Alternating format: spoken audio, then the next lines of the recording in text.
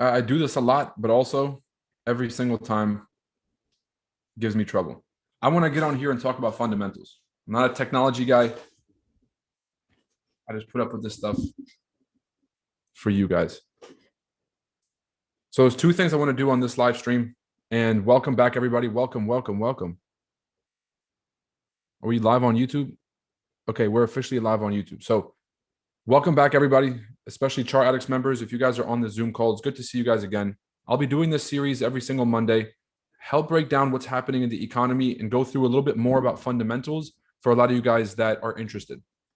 So I understand that today is a holiday in the United States. A lot of you guys are from overseas, but if you are in the States, happy July 4th. If you're not in the States, what we're going to do is today's going to be the very first day that we start this. I'm going to go through one of the articles that I previously wrote a week and a half ago.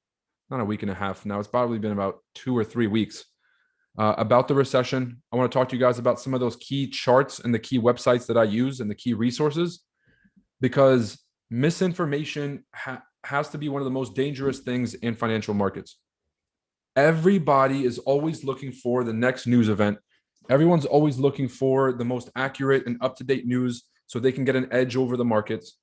And most of the time, as a retail trader, when you get the news, you're probably the last in the chain, right? Or you're getting the wrong news. It's like a giant game of telephone. So the institutions, what they're doing is they have their own teams of analysts. This is how institutions conduct this sort of research. They have teams of analysts that go out there to the actual marketplaces. They might even call up people at different institutions to get real-time numbers. And so they're not waiting for the releases that we see on Forex Factory. They're not waiting for CNBC headlines and Yahoo headlines and CNN shit. All right. So what we can do is go straight to the source for these economic numbers and make our own decisions. By doing that, nobody can lie to you. You can kind of make your own decision and stick to your biases. This is how I've been able to navigate through the different crises since I've been involved in markets. I first started as a trader. Just as a background for some of you guys that don't know me, my name is Roy Dunya. I am the co-founder and CEO of this great place called ChartAddicts. It's an education service for traders. And I started off as a crypto investor first.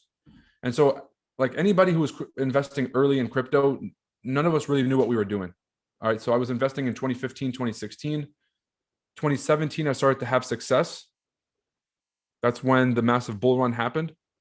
And then everything sort of retraced back down. And that led to a journey of me trying to understand how these market cycles operated so that I could take advantage of them.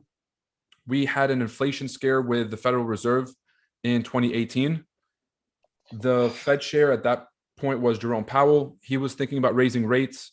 Markets crashed. He raised rates. Markets crashed more. We almost went into a recession. Jerome Powell started the money printer again so that we could save the economy. And I've sort of been following these cycles, 2015, 2016, 2017, 2018, and figuring out how these markets worked. Now, over time, I started to realize that the news that we get from Yahoo, from Bloomberg, from all of these mainstream media sources, usually it's very late and usually it's very misleading. So who's ever seen a headline that was supposed to be extremely bearish? So you read the headline, everything about it was bearish. All the other news sources, they all said the same thing. You positioned yourself in the short side of a trade. All of a sudden, it continues to rip the opposite direction of you. It's buying up for no reason at all. It just keeps going, keeps going, keeps going. And then this happens over and over and over again to retail traders. What's actually happening is these institutions have already priced in all of the information early. So if they're looking at the inflation numbers, they're not waiting till July, September, October to start making decisions once the official numbers come out. What they'll do is they'll do an analysis today of what they expect it to be, make a bet today on what they expect it to be. So then why do markets move along with news? I guess this is where we can get to some important things. Markets move along with news because it's convenient for market makers to push price whenever there's a high-risk news event. High-risk news events are already moments of liquidity. Everybody's putting on trades. Everyone's trying to catch a specific direction. There's a lot of activity in the market, and there's a lot of open trades in the market. This is a perfect opportunity for market makers to either sell large quantities of a specific thing or to bet against the market in a specific direction because there's a lot of players on the other side at that moment. So news events provide a very convenient time for market makers to push the market in these large swings. And that's why specific news events tend to be correlated with those big spikes in the market. But a lot of people are like, oh, this is everybody trading that's causing these giant spikes, when really it's the market makers taking advantage of the fact that there's a bunch of retail traders in the market. Now, does that make sense to everybody, or is that a little bit too far-fetched for some? Let me know in the chats if that makes sense. We'll keep going and we'll get started with looking at some of these numbers. Now, I'll be real. Before this, a lot of you guys might have had some previous misconceptions about markets. Before you guys start doing these fundamentals and before you guys start understanding how money moves around the world, you guys may have been introduced to economics in a more traditional format. And so if anybody here actually went and got a degree in economics, this is going to be counter to a lot of the things that you've learned. I studied economics in school. I also graduated in finance. I worked for Merrill Lynch, which is a Bank of America company, as a wealth manager. And so I've been able to see the institutional side of trading. I've been able to see the traditional market theories and all this stuff in play. Half of the stuff doesn't work. You can't apply it in the real market because the markets don't move the same in the real world. Okay? So first things first that we'll do on this stream today is I'm going to walk you guys through the philosophy that I use on how I look at markets. If you guys go to school for this stuff, there's a theory today called efficient market hypothesis. The efficient market hypothesis is this idea of how supply and demand work with each other. And it says that when supply gets way too high and the demand is not up to par with it, then prices tend to go down. When demand is too high, but there's not enough supply, prices go up. It's an efficient market theory. What this thing doesn't take into account is market makers. What it doesn't take into account is, and not just market makers in Forex, but there's market makers in everything. There's market makers in the gold mining industry that set the price. They have a monopoly over a certain part of the chain, and they set the price of these assets. They get to control how much volume. OPEC is a market maker in oil. And so efficient market hypothesis doesn't exactly reflect in the real world because you have to take into account who runs the game. So when I'm looking at all these statistics, I'm looking as a trader at the people who run the game and what they want and where they're looking to move markets. So specifically in the equity markets, which I trade, NASDAQ and US 30 specifically, the biggest things that move these markets are large banking institutions, large investment funds like the pension funds, like sovereign wealth funds, like central banks. And then below that, maybe some hedge funds and other speculative trading funds. Okay, so it's basically financial institutions, starting with the largest government banks, and then commercial banks, and then hedge funds and trading institutions. They move markets. What do they want? So then I start to understand their psychology, and I'm looking at these points to be able to understand what they are looking at and where they're looking to push price and move markets. So I'm going to talk to you guys about this upcoming recession. Efficient market hypothesis doesn't work. We can kind of put that to rest. I want to talk to you guys about some of the key points of this recession, the four main things that everybody needs to watch for in an economy. So whether you guys live in Lithuania, whether you guys live in Greece, if you guys live in the United States, if you guys live in China, these are the metrics that you can use to gauge your economy. One of them is the employment. If more people in your country have jobs, it's usually good for your country. It means that there's a lot of opportunity. It also means that people have money in their pocket to be able to spend back into the economy. Employment, very important. Another one is GDP, the gross domestic production. This is defined in like 50 different ways, but if we can just sum it up, it's the size of your economy. The size of your economy is either expanding, so you're either in an economic expansion, or the size of your economy is contracting, so you're in an economic contraction. Okay, so it's getting smaller, getting bigger, getting smaller. So is your economy growing or is it shrinking? Do your people have jobs or not have jobs? And another major thing that you want to look at, well, you can look at the currency, but that's something that we're not going to talk about today. And then you can also look at, God, what am I skipping on? Inflation, the most important word of 2022. Inflation is the rise in the cost of goods and services in the economy. And so if people are paying too much at the grocery stores, they're paying too much at the gas pump, houses are too expensive, so nobody's buying any houses, we're going to see that reflect throughout the entire economy. If nobody is going to the bank to borrow money because houses are way too expensive and the interest rate is too high, it slows down the economy. So those three factors basically make up the key points that we're looking for to see if we're in a recession or not. As it stands right now, by definition, we're in a recession because we've had 2 consecutive quarters of negative GDP growth. Now, second quarter of this year has not been announced yet, but the early numbers and some of the predictions that economists have had based on the numbers that have been coming out indicate that the second quarter is negative, which means that we've had Q1 of this year and Q2 of this year negative GDP growth, which means that is like the economist's definition of a recession. This is what I look for a recession. So I don't really look at the 2 months consecutive GDP. I think that's kind of outdated. The NBER, which is the National Bureau of Economic Research, they do something called the business cycle dating. This kind of tracks the economic cycle of the United States, and it tracks in those gray bars the recession. So the width kind of just shows how long the recession lasted and how sharp it was. This measure right here, and they have a few different measures. They have one for GDP, they have one for inflation, they have one for manufacturing. This one specifically is for employment. This is the one reason I don't think anyone has been panicking about a recession for real, because you guys can see the very low end down here is about 3% unemployment, which means only 3% of the entire working population is unemployed. That's remarkable. You guys can see on the high end, like during the pandemic, we got as high as 15% unemployment, which is extremely dangerous for an economy. In 2008, we reached about 9.5% unemployment. That's where people, like a lot of people lost their jobs in 2008. There was food lines. There was a serious employment crisis, and that was about 9.5. But you can see the low end is at 3, the high end is at 10. That's the range that we have for employment.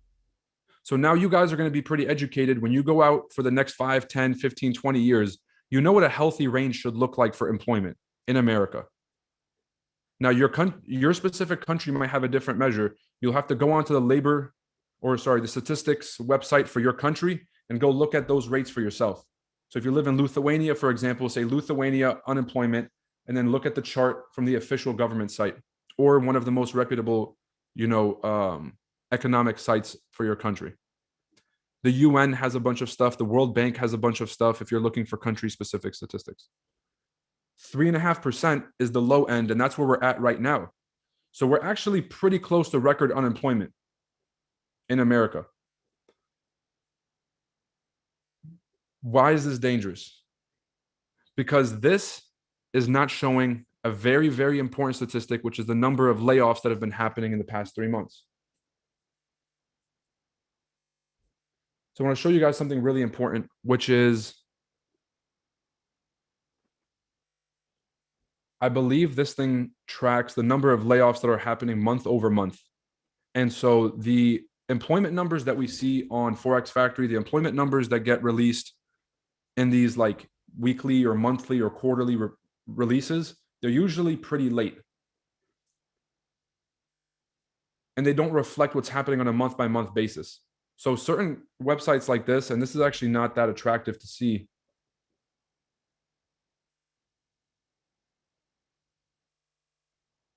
No, this is COVID-19.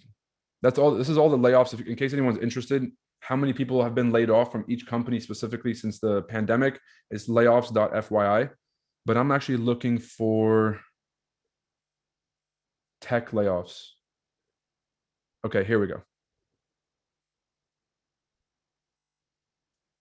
And so whenever we're looking at layoffs and severe unemployment in a short amount of time to indicate a recession, personally, I'm looking at what percent of their company did they just let go in that day or in that month?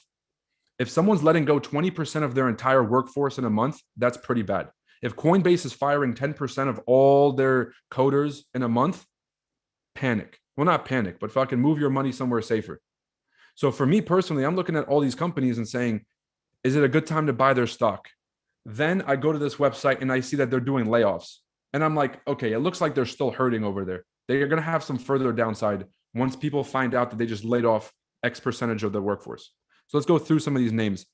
Postscript, 20% of their workforce, 19% of their workforce. They're headquartered in San Francisco. They're a private company. 43 people have been laid off. Ethos, 40 people have been laid off.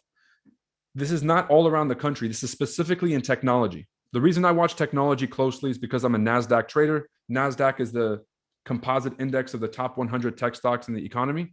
So personally, it's what I watch. You guys can go watch things in the manufacturing sector. You guys can go watch job layoffs in, retail. If you work in retail, you guys can go do it for restaurants. There are different sites, and I'll show you guys some of those in a little bit. Ethos Life. I'm not even sure what that is. Tech company.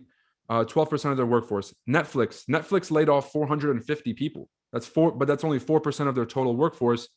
Still a considerable amount of people. Let's look at some of these big ones. Masterclass, 156 people got laid off, almost 20% of their workflow. Summer Bio, 100% of their workforce got laid off. Insanity. I'm going to go through and look for some names that we all recognize. Coinbase, 1,100 people got laid off. Side note about Coinbase, in case you guys have been looking at the news of what's happening.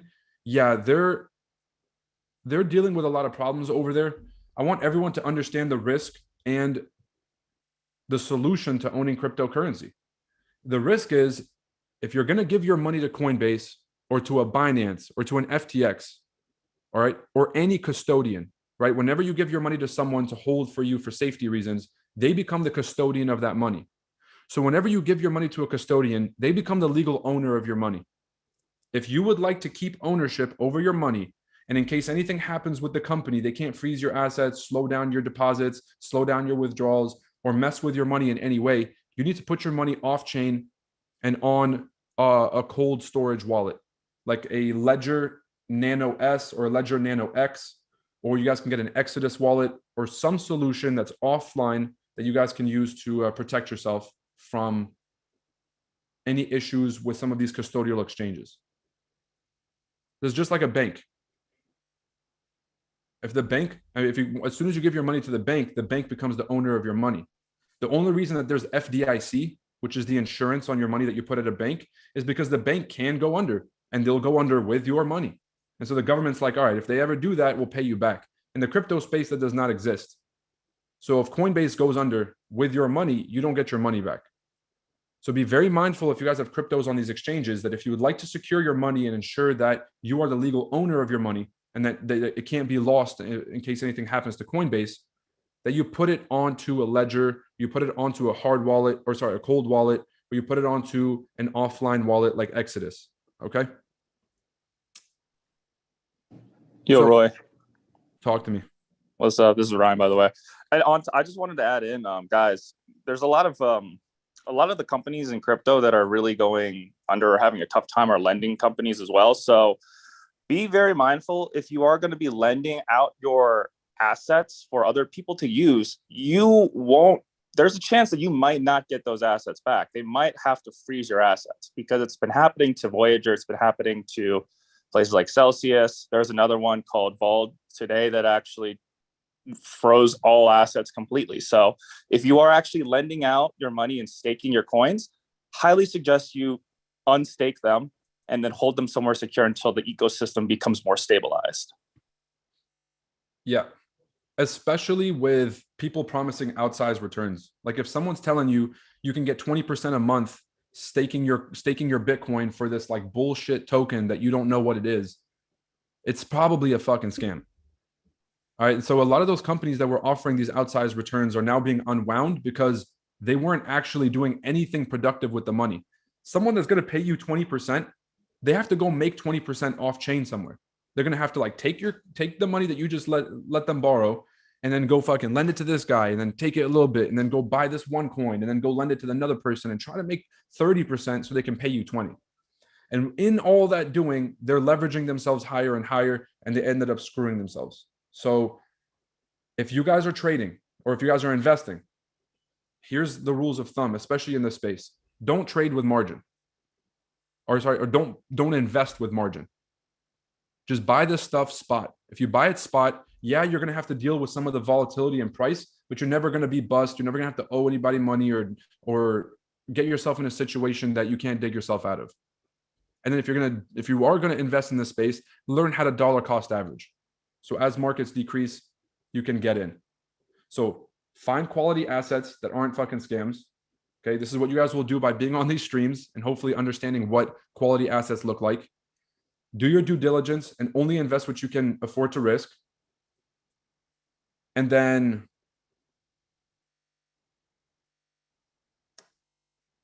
yeah, basically once you do that, just hold through. Just set and hold.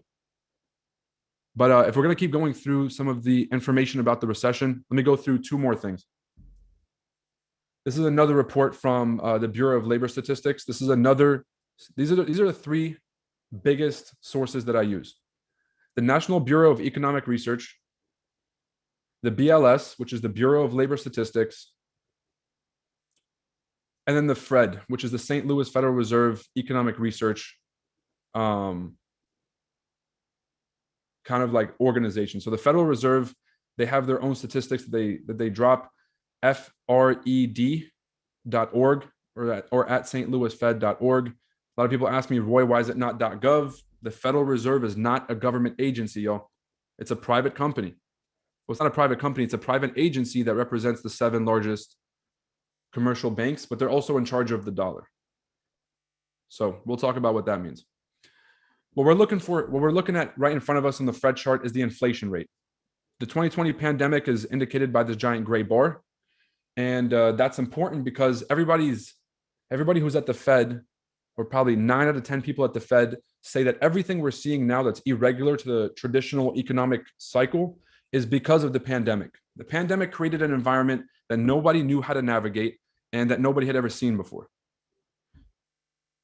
You guys can see that the inflation rate, even on the worst times, right? Even in the worst times, is traditionally around like a certain band. That band is anywhere between 1% to about 3%. And the target rate for them is 2%. So the Fed actually just wants to keep a consistent 2% growth over time.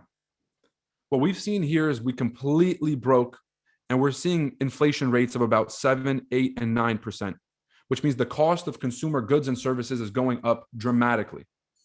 Now, this happens because if you guys go back to like fucking, I don't know, 20 years ago, I mean, I don't know who was around back then or who wasn't, but there was a time where a cheeseburger on the menu was about 5 cents. There was another time where cheeseburgers on the menu were about, 30 cents or 50 cents. And some people might remember the dollar menus when they were a kid being even cheaper than $1. Like there was times where things were significantly cheaper than they are today, just all the same consumer goods that we're using. Probably 20 years ago, the price of gas was what, under $2 or under $1? And so you can get a gauge of how far prices have come since then. The thing about markets is that prices do go up over time, but they're not supposed to go up too fast.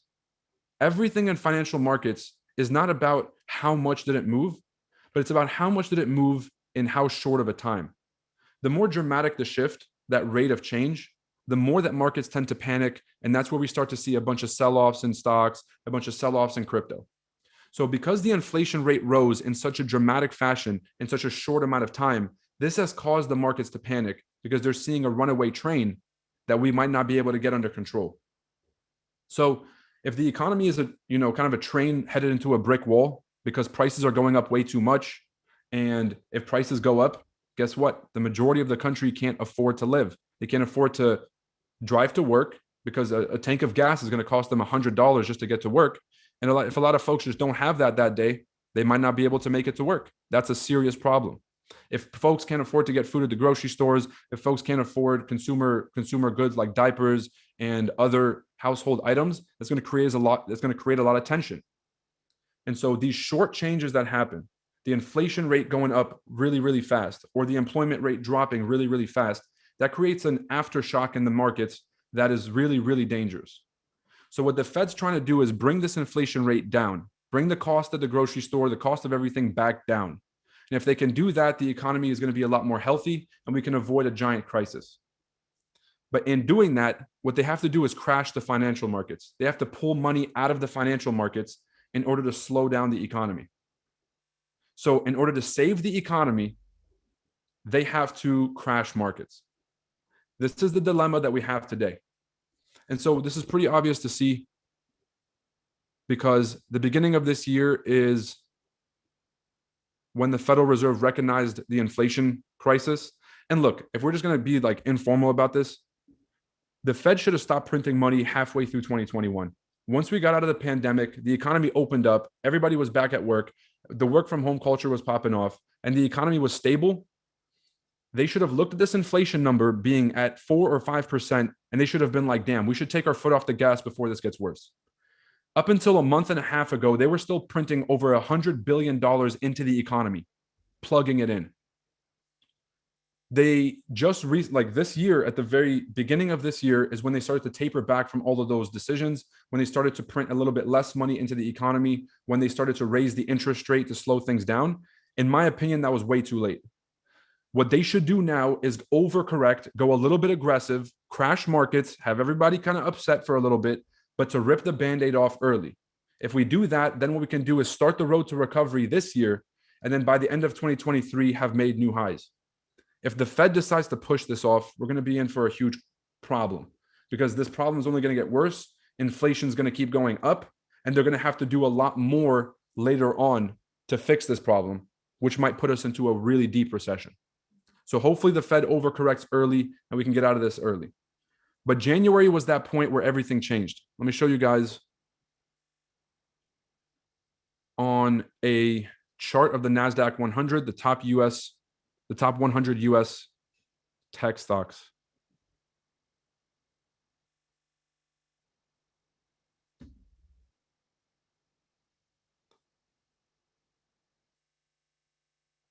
And so in finance, we kind of look at, or in economics, we kind of look at things in terms of segments. So your first segment would be all the way back here. That's the 2008 financial crisis. This is the financial crisis that almost shook the world. In case you guys want to see how small of a blimp that is now. That's the 2008 global financial crisis. Now, tech wasn't that big back then, so this is not the best measure, of how severe that was.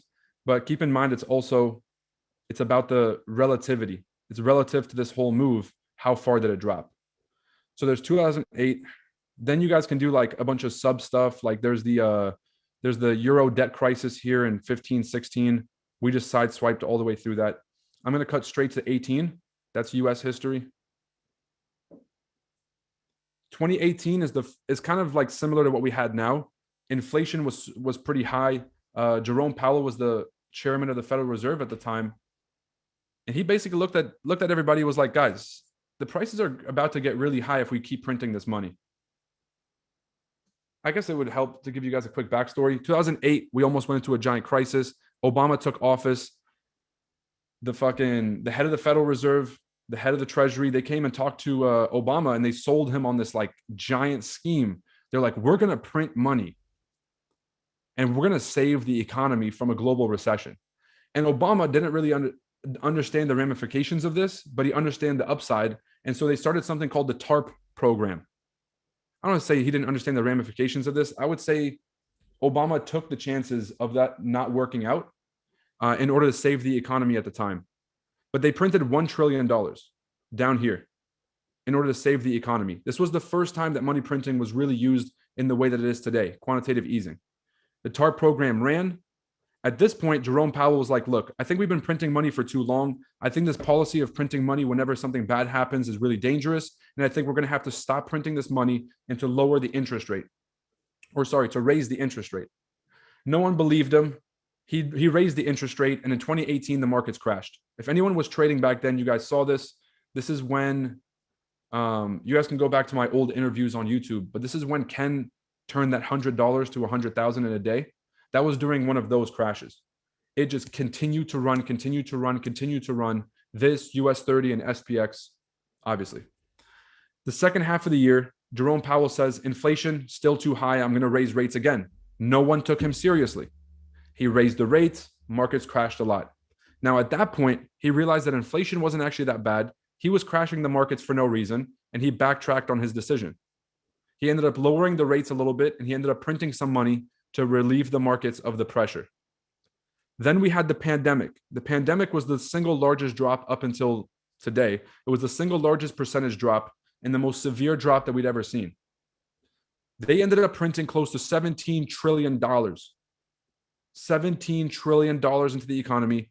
And in the past 2 years, we've had the most robust economic run in human history in financial markets. Dogecoin millionaires, crypto punks, fucking Cardano, everything that was undervalued at this point when the market crashed, that certain individuals bought up, ended up having valuations of over $1 billion. Most crypto coins had valuations of over $1 billion. Crypto or Bitcoin itself had a valuation of over $1 trillion. Netflix reached $1 trillion valuation. Apple reached $1 trillion valuation. Facebook, $1 trillion valuation. So you start to realize that all the things that we've been seeing over the last 2 or 3 years, which is when most of you started investing and trading, is not the norm. We've seen a very excited, a very aggressive market heading in one direction. And guess what, people? Everyone's a genius when the market's running bullish. Everyone's a genius when they're telling you to buy random coins and random NFTs. And then no matter how smart they are, no matter what the coin is, no matter what value it has, the market continues to push. Now, who has the advantage is individuals with real value. Because even though the market is retracing now, this retracement, what this is a lot of the pointless projects, a lot of the useless companies, a lot of the zombie companies that we like to call them that aren't profitable but are still alive, they're getting wiped out of the market. So recessions are a healthy kind of refresh for the economy where zombie companies, useless companies, a lot of the noise gets cut out of these industries. And what's left is the individuals that are here to stay, focused on the mission, really had a valuable product or service all along. And that's where we're going to end up being. And so when we were talking earlier this year that speculative shit coins are going to get crushed this year, I meant it. When I said that valuable assets that had long-term utility, those are going to be opportunities for you to buy at this dip. I still mean that. So if you look at some things like Tesla, like Facebook and Amazon, does anybody here believe that they're gone just because the market's retracing? I hope not. Those things are here to stay. So you look at things that have value and you're like, okay, I'm looking to invest in those things at the dip because they're extremely discounted right now. And then by the time the market finishes this retracement and we found a market low, we're going to create the next new high. And at some point, I want to be owning those assets in this range so that by the time the market's up here, I'm in profits on all my investments, et cetera, et cetera. Does everybody understand this concept? How the entire, you guys just got a crash course in financial history. You got a crash course in financial markets. You got a crash course in how to read the 4 biggest features of the economy. Do you guys have any questions? We're going to be doing this every single Monday, y'all. Every single Monday. I hope y'all are ready. Mr. Roy. Talk to me. I was just wanting to ask you, you said there were 3 or 4. You said the GDP, unemployment rate, and what's the third one? Inflation. Okay, thank you. Yep. Now keep in mind that each of those categories also has a bunch of categories under it. Like inflation is a very general term. There's price inflation, which is what we're seeing, like, grocery store prices going up. But then there's wage inflation, which is our salaries going up in value as well. So you also want to look at those different factors and be like, okay, well, prices are going up. That's cool. But are people also getting paid more? And if they're getting paid more, are they getting paid more than the prices are going up? If they are, then that's not a bad thing, right? So that's kind of how you can start to use those numbers to your advantage once you understand what they mean. All right. Thank you. My pleasure. Someone else had a question?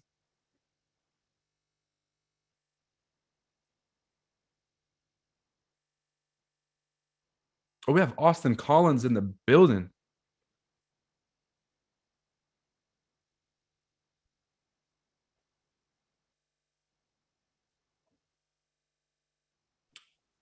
Yeah, everything you said, Roy. I've been actually buying a lot of these crypto stocks recently, man. I mean, PayPal, Block, Robinhood. This is not financial advice, y'all. Not So hey, just yeah, on the not side, just financial make sure that you advice. guys are doing your own research on this stuff, and make sure that you guys are understanding the risks of investing in this space. Correct. Good headliner. But uh, I'm preparing for not only blockchain development and crypto, the next crypto wave to happen. And if that happens, a really safe bet is a lot of these stock market companies that are always also hedging into crypto. So you think about the companies in tech that are also implementing crypto platforms such as Shopify. They're creating an NFT marketplace. Think of Robinhood. You can purchase cryptocurrencies as well as trade stocks. So, think of these companies that you can buy, because those companies are more robust and safe than a lot of these crypto projects. So if you want to also hedge your bets while also netting a really strong return on investment, highly suggest looking into stock market companies that also invest within the crypto space. So PayPal, Square, Robinhood, Shopify, Coinbase, those types of companies. They're all at 70 to 80% off right now from all-time highs. For sure. It depends on what your goal is. If your goal is exposure with limited risk, then that's the option that you would take for sure. If your objective is to actually own your money, to have direct access to these assets, then you'd want to own it directly. So like most investors today don't own gold itself. They don't own any physical gold. They've never seen gold or touched gold. What they do is they own exposure to gold. They might own an index fund that tracks gold. They might own gold mining stocks. They might own an index for gold's price, but they don't directly own the asset. So you get all the benefit of the price appreciation, but none of the risk of owning the asset, if that makes sense.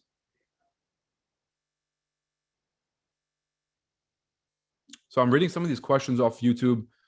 I think we're naive to think that the federal government was not able to foresee the dilemma we're in. Now they have the best economists and models. I don't think that they didn't they definitely saw it coming, but you guys have to understand how hard of a decision this is to make. Jerome Powell kind of inherited this shitty situation.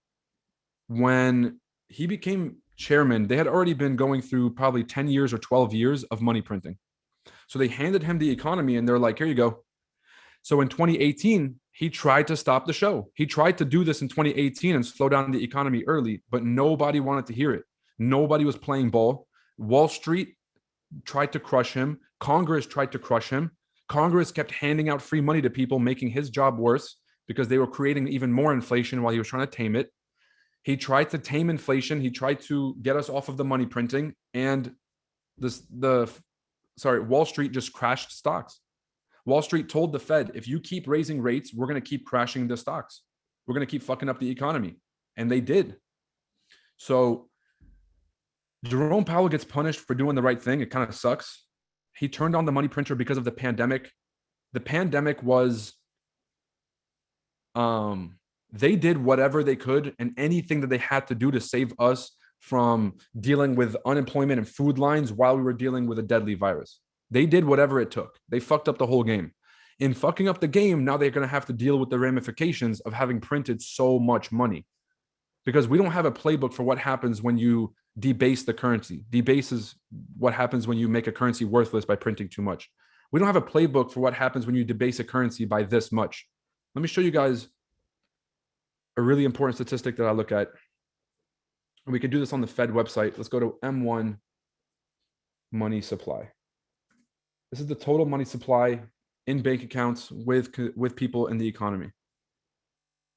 Oh, fuck.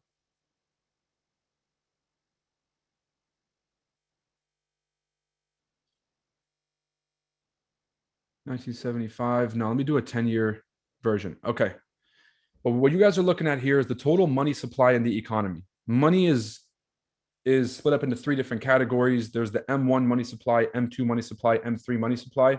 Those are basically just like real cash that you can access right now, or cash equivalent that you can sell for cash right now.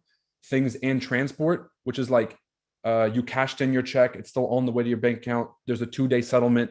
There's the M2 money supply, and there's M3 and all this stuff. I look at the M1 money supply for this because it's the easiest to understand. You guys can see there's been a consistent growth, consistent growth, consistent growth. The pandemic happened. We went from having $4 trillion of outstanding money, of outstanding dollars in the system to post-pandemic in just a year at almost $16 trillion, from 4 to 16. So they printed or introduced close to $12 trillion of liquidity into the economy. This is why prices went up so much because of that drastic of a shift.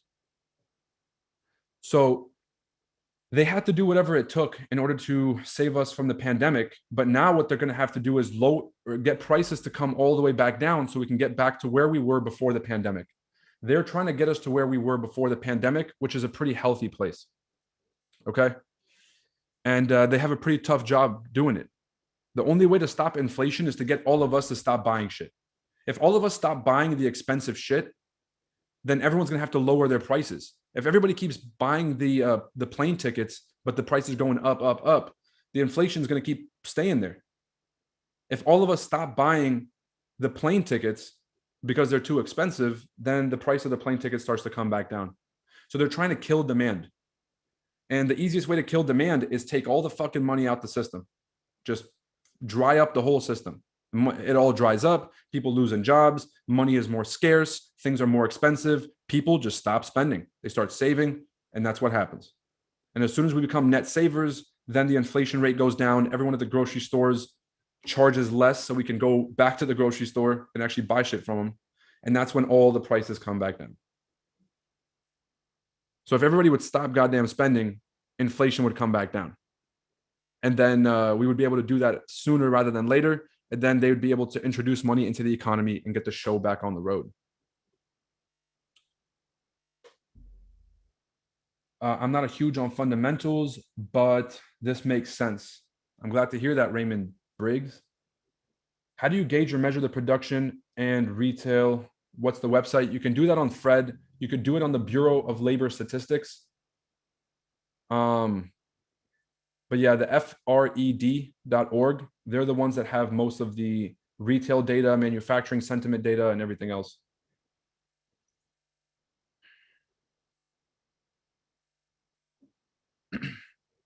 Why is gold not making new highs? Great question. All of that affects the interest rate of a currency, correct? Higher interest rate, stronger currency. Pretty much. It's a good way to put it. It's not that simple, but we'll keep it that simple for now. Interest rates go up, so does the currency. Interest rates go down, so does the currency. Shouldn't real estate and watches and stuff start coming down in price as well? Since in a recession, people will sell off in order to survive. Listen, the people who are investing in real estate, watches, and cars, they don't need to sell those off in a recession to survive. That's not the right audience. Those things will survive no matter what. I'm just being honest. So yeah, car prices, real estate prices, those are going to go up. Inflation sucks, people. Inflation sucks. Here's why inflation sucks: because it hurts it hurts everybody who's not rich. If you own these assets, they only ever go up, right? So real estate, stocks, well, I mean, stocks are getting hit right now, but let's just call exotic cars, exotic watches, you know, anything that's an investment, like a real asset that people invest in, those tend to go crazy during inflation. Now, what happens is, let's say a supercar used to be 100K. 100K is a lot of money, but at some point you can run a successful operation, a successful business, be a mogul, and then be able to afford that car with a pretty low barrier to entry. Then inflation started hitting on the supercars, and then they went to 200K, 400K, 600K, 800K. Now some of these supercars are $800,000, $900,000, and the barrier to entry just keeps getting higher and higher and higher and higher. The door just keeps getting further and further and further away for somebody to be able to get into that space. That's what inflation does. It kind of rips the opportunity away from the folks on the lower end of the income ladder. That's kind of what we're seeing now. That's why they have to bring inflation down. Poor people just end up paying higher prices at the stores. They don't own any real estate or stocks, so they're not getting any benefit. So they're just getting poorer over time. The barrier to be able to buy a home just got a lot more expensive. Some of you guys were telling me, I talked to folks, I bought my house at 200K. Now it's worth 300. Some of you guys bought your house at 250. Now it's worth 500. It's doubled in value. Now, when you and your wife got married and you guys went to go get that 250K house, that was a commitment for you, but you were able to afford it. Could you have afforded a 500K house? The answer is no. And so the couples today that are trying to make those decisions, or everybody trying to make those decisions today, they're looking at home prices that are double what they were 5 years ago. They're looking at an interest rate that's 2, 3, 4% higher than it was a few years ago. And so it is getting harder for folks to be able to get into these things, which is why the Federal Reserve is trying to do what they can to bring inflation back to normal range. All right. That's the crisis that we have in front of us. The Fed will get inflation under control by any means necessary. And they're not gonna bitch out about it. The Federal Reserve is not somebody, or Jerome Powell is not somebody that's going to allow the economy to. Oh no, I gotta put this user in time. Hide user from chat, add a moderator. I gotta remove this user. Somebody throwing up all these emojis in the chats. All right, look. The Fed has almost lost all credibility. If they let the dollar go out of control, if interest rates go wherever they want them to, if inflation is getting out of control, they're going to lose all credibility and the Federal Reserve will no longer exist. So right now, their main priority is to make sure that there's no revolution in America because people can't afford to go to work and can't afford to live. They are going to bring these prices down. So if you own stocks, crypto, any assets, I'm sorry to tell you, we're not going to be headed into a V-shaped recovery like we did before. This is going to be a prolonged recession because the Federal Reserve does not have a choice, because fuck the markets, they're going to have to save the economy. And so expect that 6, 12, and 18-year winter or 18-month winter in those assets, and use that as a time to accumulate more of things that you believe have real value. All right.